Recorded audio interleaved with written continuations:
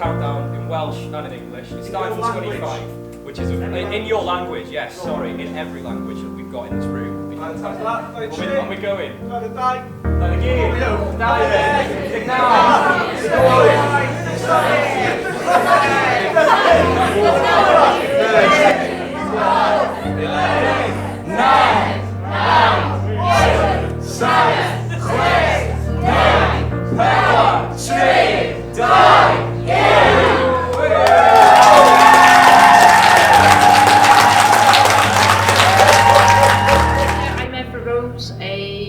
Spoken word poet, author and activist for Wrexham, and I can't think of a better way to represent Wrexham than have the world stage see how wonderful we are. We've got an amazing brilliance in this town. I mean, the diversity of our voices is unbelievable. So, you know, completely back in the bid, and I'm extremely proud of what we've achieved so far. And up the Kaya. Ian Bancroft, Chief Executive, Wrexham County Borough Council. And this is my home and my children's home, and I have a huge belief in the power of culture to give people confidence, help people realise their potential, and what an amazing culture Wrexham has, both in terms of the place with all of its jewels, and also, and more importantly, the people with their strong views, their friendliness, their open arms. We're a forge of creativity in terms of what we produce from Wrexham, whether it's Ebra, Focus Wales, or an amazing aqueduct. And Wrexham 2025 is just an amazing way to express what we're about, the journey that we're on, and also the story that we want to use culture to really enable people to fulfil their potential. Our diversity in terms of the amount of languages spoken creates also challenges in terms of making sure that everybody can realise their potential, and that's what Wrexham 2025 can absolutely do. Be a key tool to help us and help everyone realise their dreams and their ambitions and be heroes for a day. Hugh Jones, lead member for communities, partnership, collaboration, public protection and community safety, but more importantly the lead member for the City of Culture bid. As has already been said this morning, this is about culture, it's about the people of Wrexham, and it's about building on our incredible culture. It's showcasing what we have to the world and using that to enable us to further develop and further improve our communities. When you look back at the history of Wrexham and you look back across the centuries, the heart of Wrexham has been the communities, the people. You take just Wrexham as one example, a mining community that came together. It was the heart of song in Wales. It developed a theatre funded by the miners.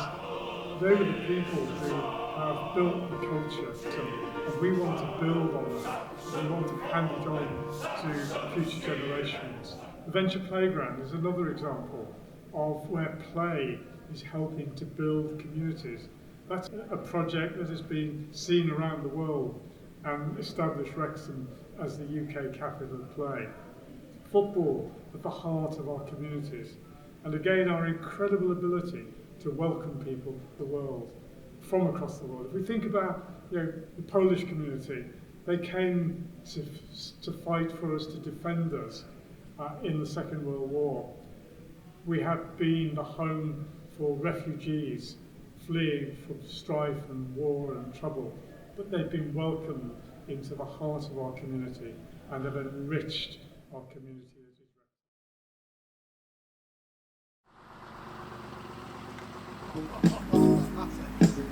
Tomorrow.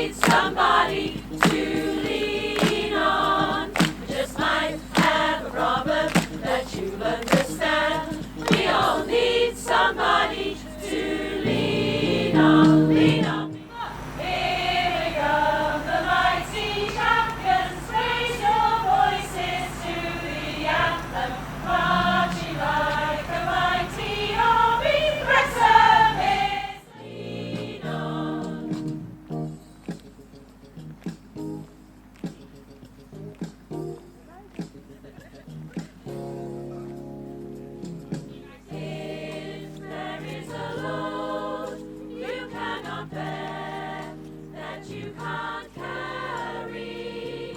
I'm right up the road, and I'll share your load.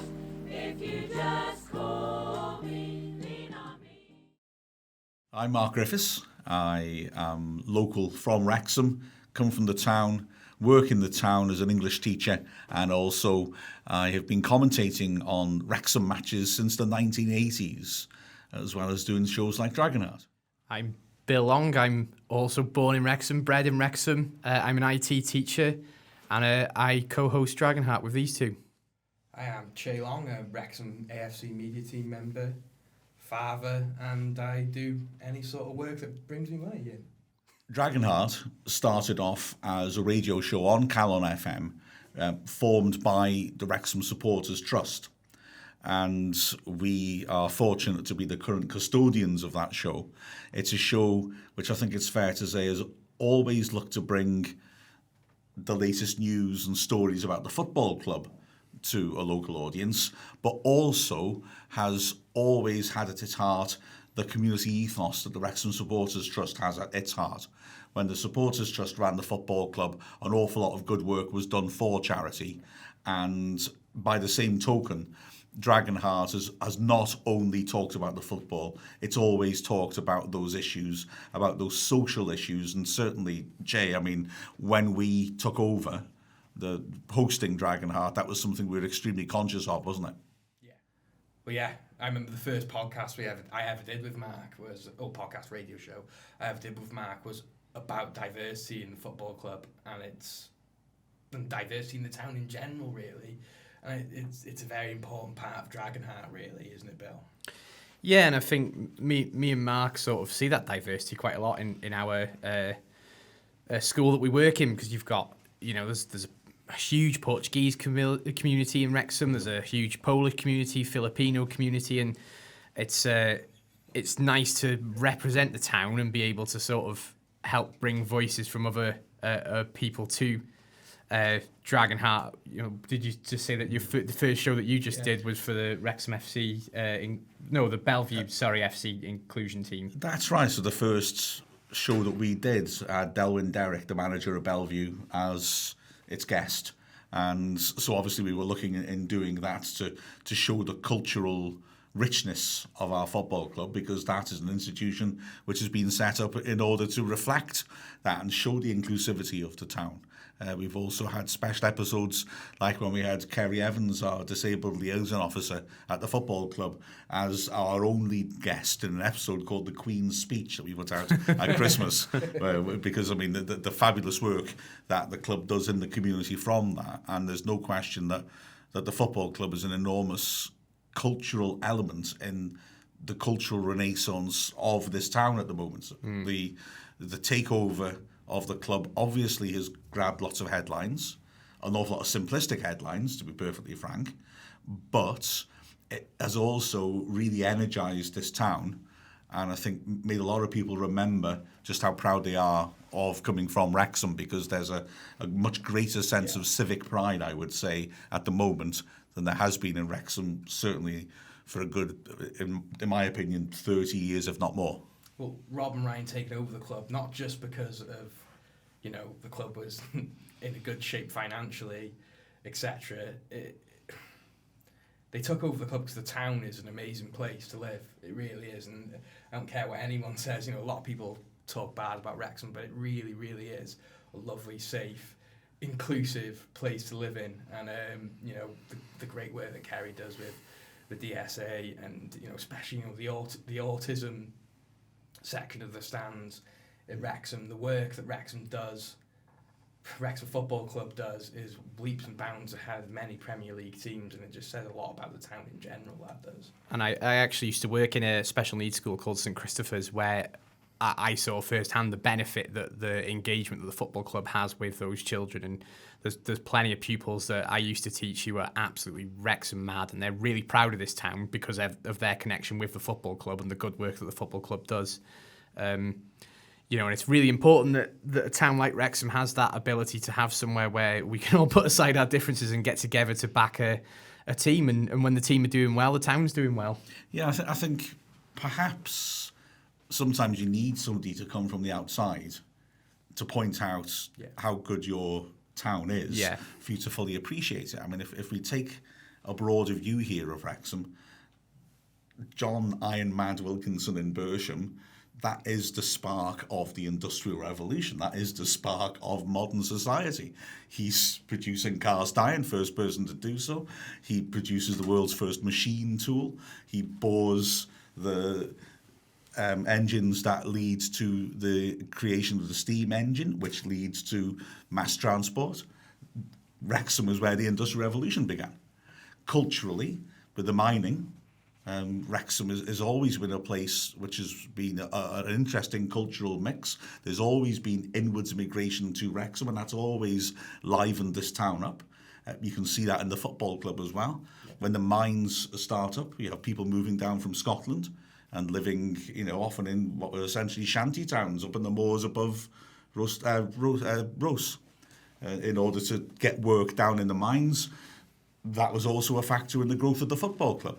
The football club attracted Scottish players down in the 20s and 30s who worked in the mines because we could offer them those jobs as well as being a footballer. There's this synergy between the club, the town, the culture, which is totally natural and is always present, within Wrexham. It helps to identify it. When people think of Wrexham as a town, we think of the brewing, we think of the markets, we think of the industry, we think of the football club. And all those things are inextricably linked. And when one thrives, it helps the other thrive. And you see that throughout Wrexham now, where because people are excited about being part of the football club, you've got the Greyhound pub with the Wrexham sign across the front, like we saw on the spoil heap in Rostuchlin. We've got companies going round with pictures or badges to do with Wrexham. You've got a lot of bespoke businesses in Wrexham. You go in the People's Market, for example, and you find bespoke businesses linked to the football club. And there's just a lovely feel-good sense around the town. But also, I think it's, as I said, taken maybe somebody to come from the outside and say, we had the money to buy any football club we fancied, but we wanted to make a contribution to the community, and we looked at your community, and we chose you to maybe build up that confidence and remind ourselves of what a great town Wrexham is. And to be chosen to be part of a documentary that's going to be shown worldwide, it's not something that many people from Wrexham would have thought was possible, but actually, like you say, that deliberation and that thought process that they've used is not going to have come from nowhere. They've actually really done their research and said, we're going to put out a documentary about this town because it's a really interesting, diverse, historical place.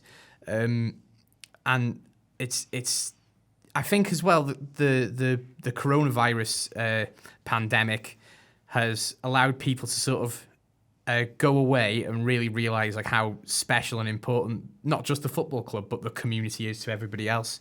And I'm sure that's happening in a lot of places, but we're really feeling it in Wrexham at the moment, aren't we, with the rebirth of the football club? And, as Mark said, when the football club's doing well, everyone's doing well. There's a real sense of community because the football club's doing well at the moment, isn't there? And it's great to see young kids these days wearing Wrexham tops instead of any of the football tops. And there's a real sense of pride in Wrexham again, isn't there? And it's just fantastic. That link with brewing as well, because that's such a key part of our culture, and we now have brewing going on in Wrexham again, with Wrexham Lager, of course, as the most obvious example, being relaunched. We have a cultural significance to our pubs in Wrexham, the Turf, for example, at the racecourse, which is a long-established and nationally known institution, which used to be the changing rooms of the football club. I remember the football ground is the oldest existing international stadium in the world, and those were the changing rooms for it. For decades, more than decades, you could stand on the balcony of the Turf to watch the matches, and that stadium and the Turf and the land it's on in itself has got great significance because, of course, that before it was a football ground, it was a racecourse. All sorts of events were held. If you go back and find the very first edition of The Observer, the back page, the first thing on it is Wrexham Racecourse, because it's reporting from the horse racing from Wrexham Racecourse. They used to have boxing there. There was cycling there. It was a major sports events venue.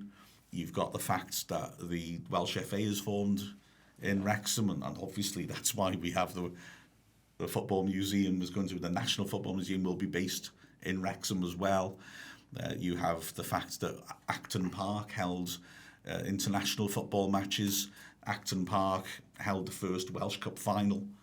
There's massive significance, cultural significance in this town, beyond just the small, the things that we think about now as well. Wrexham, well, in North East Wales, is one of the key hotbeds when football begins as well. Yeah. That's why Wrexham are the third oldest club in the world, because we are at the very forefront of it. You've got Scotland, North West England, pockets of North East England, North East Wales. That's where football begins. Organised football begins, where football goes from people with disparate rules in public schools to actual proper organised clubs. And so you've, beyond even Wrexham, you've got a number of clubs within Wrexham and within the area of Wrexham. Clubs like Chirk, Wrexham Druids dominating Welsh football early on, and there's very little else in terms of world football to look at. Chirk going off playing teams like Middlesbrough up in the North East in league matches and things like that, because that's the status that this region has in terms of football. And so, yes, massively significant area culturally. Wales have beat England in Wrexham, you know. I've seen it happen twice. Yeah, exactly. I couldn't believe it, but it was true. There's been some iconic sporting moments at the racecourse. You know, the 6-5 Dover game, which was talked about worldwide, and you know the Arsenal game, which is still talked about every year when the third round of the FA Cup comes along. So, yeah, there's significant culturally and significant sporting events have happened in the racecourse. Well, a lot of people see the Wrexham Arsenal game as the biggest upset in the history of the FA Cup, don't they? And then you have other games like the Battle of the Racecourse in the 50s, where Wales and Austria didn't so much play 90 minutes as went 15 rounds, and that's a game, massively notorious game as well. The Busby Babes played here not long before the tragic Munich air disaster as well. So there's an awful lot that's happened at the racecourse over the years. First ever televised football match I beg your pardon, I'll rephrase that. The oldest footage of an international football match was filmed at the racecourse, 1904, Wales against Ireland as well. So, yeah, this place has got the history. It certainly has. Don't think I could have said it better than that, Mark, to be honest. I don't know. My name's Dave McCall. I write historical fiction with the pen name David Ebsworth. I've written a number of novels already, and a friend and colleague here in Wrexham suggested that perhaps I might be interested in writing something about Elihu Yale. And of course, I knew a fair bit about Yale already, but I knew some of the bad things about Yale, the kind of the more questionable things about Yale, and he wasn't really the sort of person that I wanted to write about. And then almost coincidentally, perhaps a week or so later, somebody suggested that I should get a copy of Yale's will. I sent it to the National Archives. The will arrived. It turned up. I'm fortunate enough to have a kind of live copy of the will. And there was this wonderful line in it that said, "To my wicked wife," and then didn't name her, didn't mention anything about it, and didn't leave her anything at all. And in my normal way, I thought, oh, perhaps that's the person that I'd like to write about, and perhaps that's the story that I'd like to tell. And I started to kind of research, actually, Yale's wife. But in the middle of writing about Yale's wife, of course, I then discovered a lot more about Yale himself.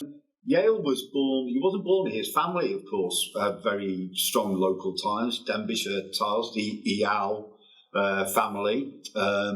But they were merchant adventurers, sort of made all of their money trading abroad, and they'd gone off to the American colonies in the 1640s to trade there. And Yale had been born there, Elihu Yale had been born there in Boston. But a few years later, when he's still a small boy, they returned to England, and they specifically returned to London. He served an apprenticeship later with the East India Company, and when he's very young, when he's 21, he sails off to Madras in southeast India to the East India Company's outpost there called Fort St. George, and he works there as a junior clerk, and he builds himself up to become the governor of the whole place, and he makes a small fortune in the middle of doing this. Comes back to England in 1699, 1700, and he brings with him this phenomenal fortune. So an entire ship's hold full of fine goods, material, cloth, books, furniture, masses and masses of jewels galore. And in 1700, he's got so much of this collection. He's got 3 houses full of this stuff in London, and he decides to kind of capitalise on it. He'll establish an auction, the first of a number of auctions that took place in London. And this is the first time in 1700 you could organise auctions to sell your property, you could organise auctions to sell your livestock, you could organise auctions to sell your wife. It's a true story. But the one thing nobody ever thought of doing was to auction fine goods and furniture. And in 1700, Yale organises the first of these. So, the first thing I realised about Yale was that for good or ill, we actually owe Yale Flogget. It's to Flogget that we kind of owe.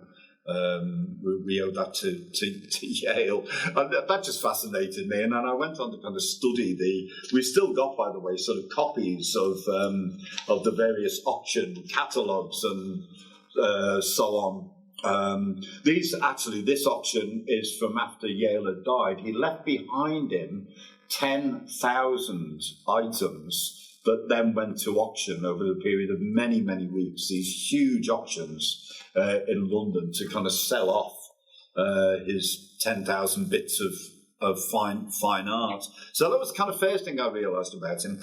The second thing, of course, I realised about him was that he'd come back here to Wrexham in the early 1700s. He'd moved from London back to Wrexham to the Plasgrono estate, that's now part of the Erdig estate. He'd moved back here, and in the process of doing that, he'd been involved with St. Giles Church. He'd contributed quite considerably to the church. So there was anybody who knows St. Giles Church, those very fine chancel gates inside the church itself. We owe those to Elihu Yale. There were fine paintings, one of them still there, the painting of King David playing the lyre. That hangs in the church still to this day. Many, many other bits of the church we owe to Elihu Yale. So it's a great contribution really to make to the local sort of built environment and the history of Wrexham. It's a huge contribution. That was the second thing. Not long after that, he was approached by what was then the Connecticut School in New England, who were looking for donors. And Yale contributed to the school collections of books and, again, cloth and so on and so forth that they then auctioned off in Connecticut itself. And when they were looking to change to a kind of a snappier title for the school and the college around about 1717, 1718, they decided that Yale was the benefactor whose name they wanted to honour. And, of course, it became Yale College. It's now Yale University, and it's one of the most kind of liberal teaching organisations anywhere in the world. The other side of the Yale story is slightly less glamorous. He ends up being the governor of Fort St. George in Madras, and in the mid-1680s, the East India Company decided that they would begin trading in slaves. And they traded specifically in Indian slaves, in Tamil slaves specifically. And we know this because we still have all of the records of the East India Company from those days. This is a transcript, but it's a literal transcript of the order book. And here we have an instruction that every single East India ship leaving Fort St. George in 1684 must carry with it at least 10 slaves. And these slaves were either going west to St. Helena, or they were going east to what is now Indonesia. And there's Elihu's name at the top of the list of folk who were at the meeting. So Elihu Yale as the governor. So Yale's story is a difficult one because he didn't trade personally in slaves, but he oversaw this trade for the East India Company, and a lot of his wealth he made from that specific trade. I'm Chembo Leandisha, aka Chembo Music, or vice versa. I don't know which came first.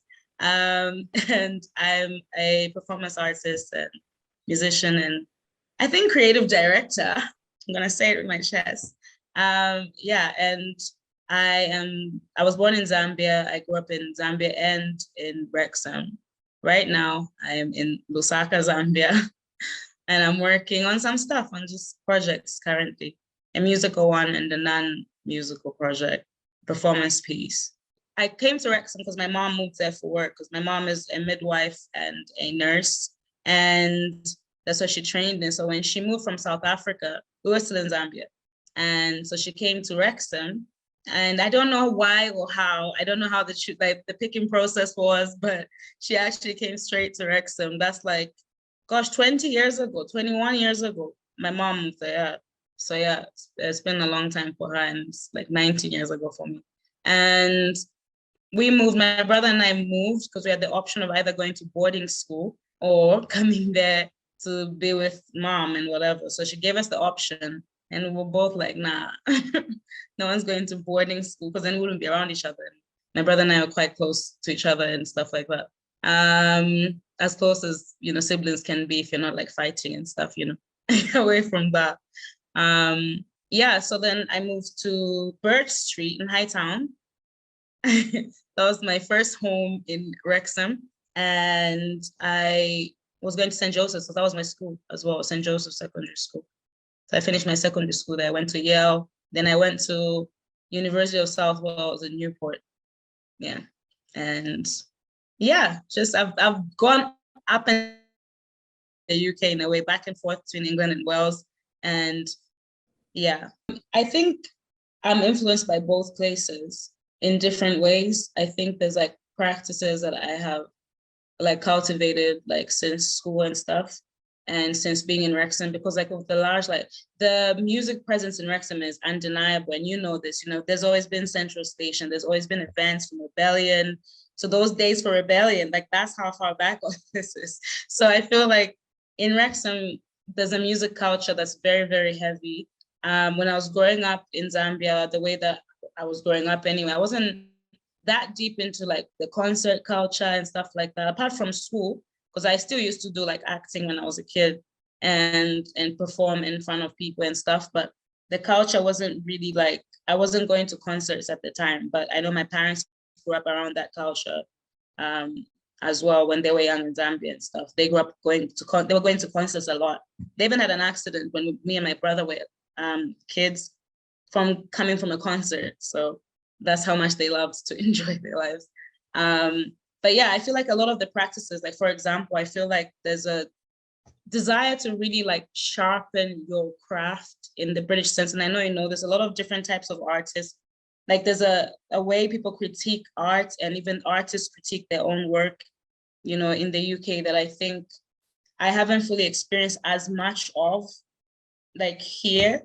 And the artists, they always stand out, really badly because they're doing something really amazing. So few artists really are standout and stuff like that, where I feel even the talent though is insane. It's people are really, really talented, but there's no space for that to be grown or to be harnessed, help to grow somehow, better, in a better way, in a quicker way, in a way that will help the artists. I don't know, that's probably good too, because then the people can discover more things on how to, I guess, have an arts practice. But in general, I feel that maybe my training in art and having spent most of my life doing art, I feel maybe I'm biased because I have the experience of having trained in a specific way, you know, having been exposed to different formats of creating art in general, you know, in different professional spaces where people are making money from art, are exhibiting or are talking. I've had those opportunities, so I can only speak from that perspective.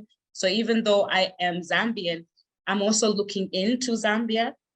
So I think even my approach, like even with how I sing and what I'm singing about, how I fuse language as well, I don't really think I make the songs for Zambians. I know Zambians will pick up on the words, but I feel like it's for everybody, you know? Like language is just it's just that thing that people like to use to say they can't understand because they can't understand the language, but they can feel it. If it's making sense, then they should feel it. I always think of myself as experimental, so like I experiment with sound and ideas and stories. But I think what I've made in the past that can be referenced because it's out there is like a fusion of, I want to say African music, I want to say African sounds, because the sounds that are very like African in the drums and some of the songs and stuff like that. And then I would say R&B-ish, but it's soul music. I like to say it's soul music because I feel that my music is soul music. It's for the soul, from the soul to the soul type of thing here. What am I doing in Zambia? First of all, I'm home. I feel like every time I'm in Wrexham, people are like, oh, so you back home? I'm like, back home from where? You know, that type of thing. Because I'm always thinking of myself, like I'm never not at home. You know, I've never felt like I'm not at home anywhere, really. But I'm working currently on a project that's funded by SSAP, the Sub-Saharan Advisory Panel. So they have a project called the Madaraja Project, which is like they chose 10 artists, you know, Wales-based, Wales-affiliated artists that are just, and artists from other countries like Kenya. We have two artists from Kenya and another person from, I think, Spain. But anyway, I'm creating performance art for that around the subjects of religion, spirituality, and womanhood. And I'm still in the process of like building that, and it's very interesting. I'm approaching it differently than the first things I did with my previous performance piece, which was just go in and like attack it for like a week. But now I just wanted to like create it at a pace that feels comfortable and that I can learn so much more from. So I feel like I've been researching stuff like around spirituality, African spirituality specifically. It's the merger, so I'm finding a merging point between African spirituality and Welsh spirituality. Jesus. Yeah, the English fails me all the time. But yeah, Welsh spirituality and African spirituality, I'm just exploring ideas around those things and how they look and feel for either side and whatever. Yeah, so yeah, I know also what that means for me. So then I can create a piece, a performance film that reflects all of those ideas and hopefully communicate the linking point of those ideas. I hope that's making sense. My aim is to grow. I really want to grow as an artist, you know, even in how many people I can impact as an artist, in my story, in my work itself, and you know, the things I've experienced. I think the better, to be honest, because I'm hoping that my desire and the things I want to exist in the world are things other people want to exist, you know? So yeah, that's just my hope anyway. I feel like I'm the Welsh ambassador to Zambia, really. My name's Oliver Stephen. I'm a documentary photographer that lives and works in Wrexham. In 2008, I came to art school here at what was formerly the North Wales School of Art and Design. I studied for 3 years to get my BA, stayed there for another year to do an MA in art practice. And then for, I think, 9 years after that, I've worked as a learning support assistant at the art school, which meant I provided support to students with learning differences. During that time, and since I got to Wrexham, I'd just been taking photographs. I started the way that like most people do at uni, which is you have a camera phone, you have whatever, you know, cheap digital camera that you've bought, and you just start photographing your mates or your studio space. And over the years, it developed from just photographing things casually to making more of a concerted effort to document things in the art scene. And then eventually I sort of realised that it was a significant and important thing to be doing.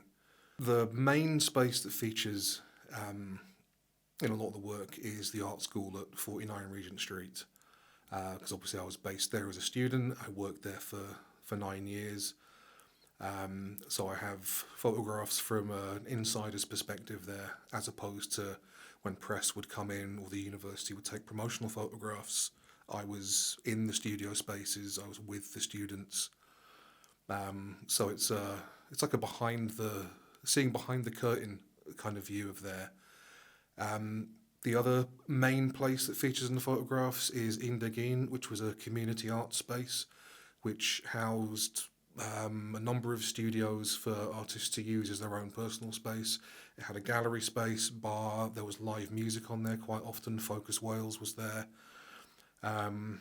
It was the kind of unofficial hub for the arts, where everybody could get together. The art school people would be there, people from Oriel Wrexham, which has gone on to be TPALB now, would also be there. People from outside of Wrexham would come in to do events and to put on work. So that was a key kind of integral space for Wrexham. So there are people from Indagin who started there as people who just showed up to events or just used the space as somewhere to come into in an afternoon to have a coffee or just to see people, and have ended up having studio spaces, ended up having their own shows there, and a lot of people have used that as a springboard to get their shows taken out of Indagin and into galleries in the rest of Wales, in England, and abroad.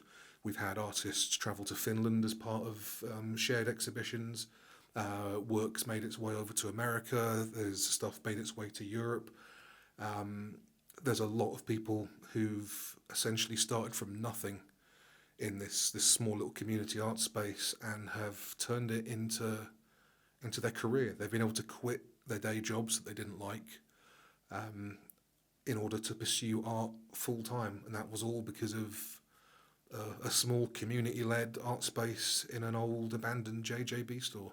So when I moved to Wrexham, the official council-funded gallery was Oriel Wrexham, which was housed in a spare room kind of space inside the main library, and over the years it's kind of developed from this kind of smaller place that was attached to the library to moving into its own premises at the People's Market, and then becoming what's now known as TPALB, which is I think the biggest art centre in North Wales. Hosts a variety of international artists, variety of just a massive variety of things. Like, it's a food hall now. There's market traders there. You have multiple gallery spaces. There's workshops, community events. There's live music on Saturdays. It's a huge, massive change from this kind of afterthought kind of location to becoming this significant player in the art world. Periclo initially started off as an art space outside of the People's Market that was for showing contemporary and conceptual art to try and sort of widen the tastes of the town, and has gone from being that space to ending up being its own studio in its own right at the Olivet Chapel on the outskirts of Wrexham, which now houses, I think, 5 or 6 different artists, and it's its own entity in its own right now. Something attached to Oriel Wrexham or attached to TPALB. Periclo functions as its own art business. So from university, we've had students end up all over the world. There's currently one student teaching in Portugal. We have a couple who've moved over to New York to pursue their art careers there. Several have moved down to London. and are involved in the film industry. One's gone on to be nominated for the Eisner Award, which is like the Oscars of comics. I know several people have gone on to work for Marvel Comics and Image. People from the art school have gone everywhere, but it's not shouted about as often as it should be. It's difficult to list it because there's a lot of people who've achieved a lot of things, but unless you're within those little subcultures creatively, me saying Max won an Eisner doesn't mean much to the man on the street. But if you're in the comics world, an Eisner's like, it's gold. So we have lots of people who've gone on to do stuff, but to individually name people would be to select someone saying they're of more importance than anybody else, which I don't necessarily believe in. I think we've all achieved things in our own right, and one thing that we've definitely learnt from the art school is to define success in our own terms and not to have it defined by somebody else.